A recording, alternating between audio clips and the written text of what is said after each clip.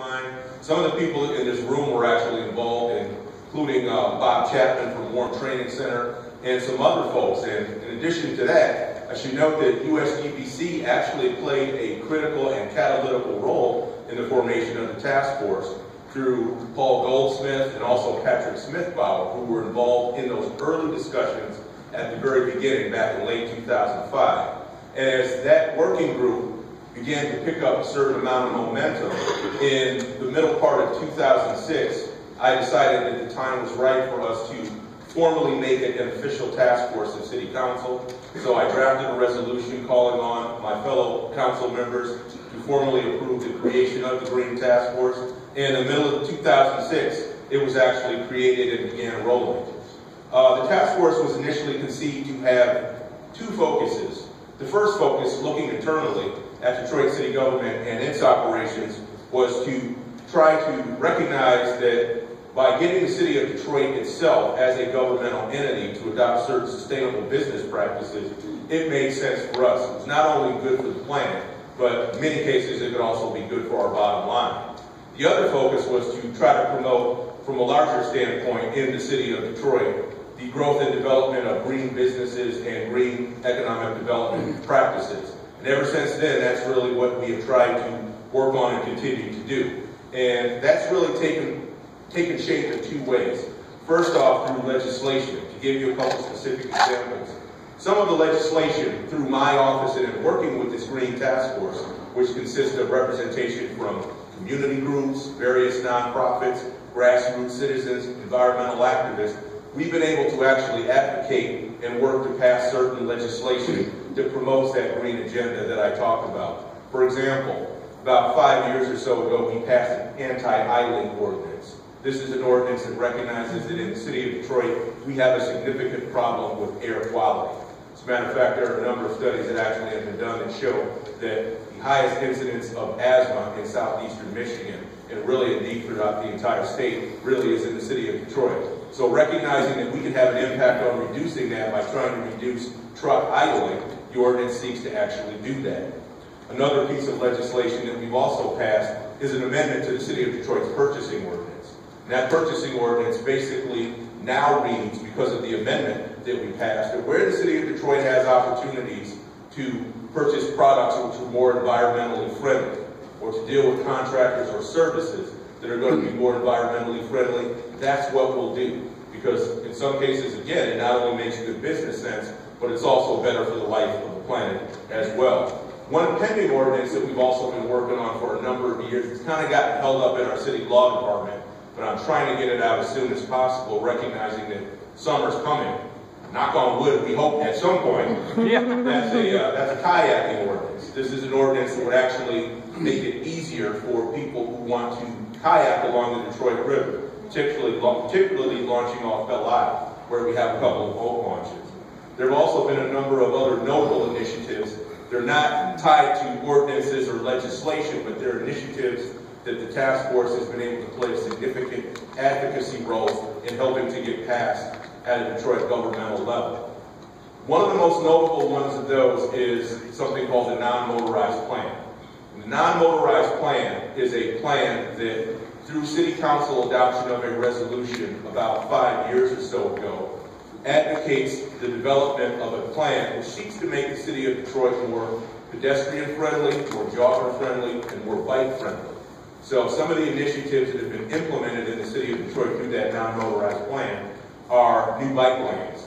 So I don't know how many of you visit Detroit often, I don't know how many of you live in the city of Detroit, but if you do, you may have noticed bike lanes popping up all over the city, particularly if you live in southwest Detroit or certain parts of what is now commonly referred to as Midtown. You're seeing bike lanes all over. We're up to 62 miles of bike lanes and counting in the city of Detroit.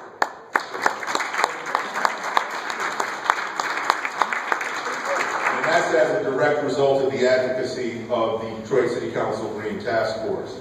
We've also tried, as I said earlier, to promote green economic development.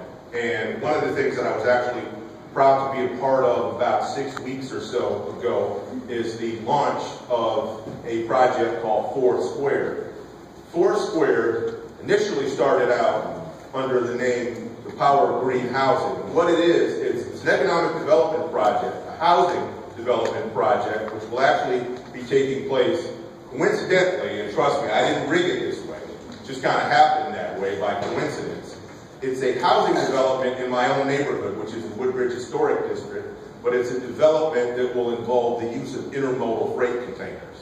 And I don't know how many of you may be familiar with this, because there's been a lot of intermodal freight container conversion to housing in other parts of the country, somewhat in this country, mostly in the Southwest. But many developers have found that these freight containers actually can make perfect energy efficient housing if they're redesigned and repurposed in the right way. And the goal of the Foursquare project is to actually do that here in the city of Detroit. So the project had a little difficulty securing financing as a result of the collapse of the housing market back in 2008. So this has been a long time coming, but it's now about to actually happen. They had a launch, as I said, about 6 weeks or so ago, and groundbreaking is actually scheduled in a few weeks. This is a project which had a tremendous amount of assistance of the Green Task Force and my office.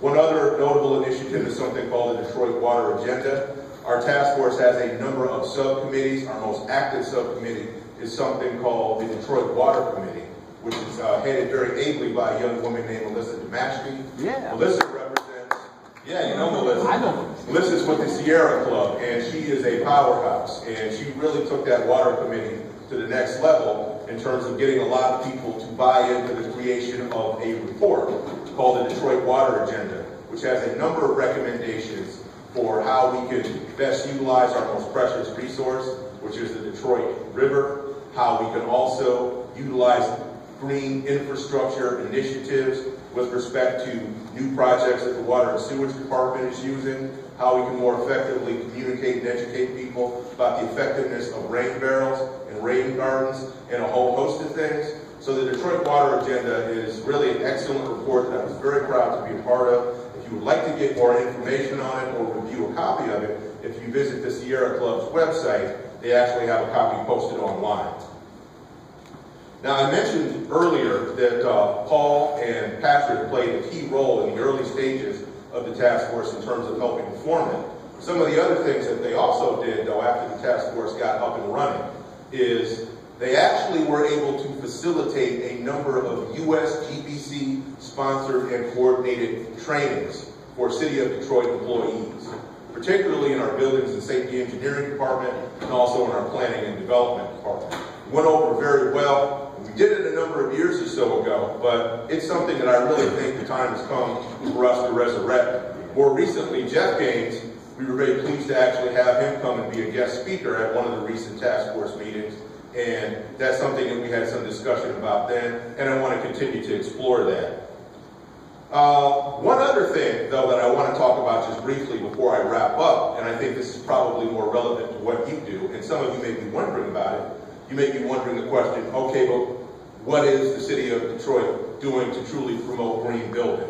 And I'm going to be very candid in saying, not enough. I think that's something that we really need to get more active in.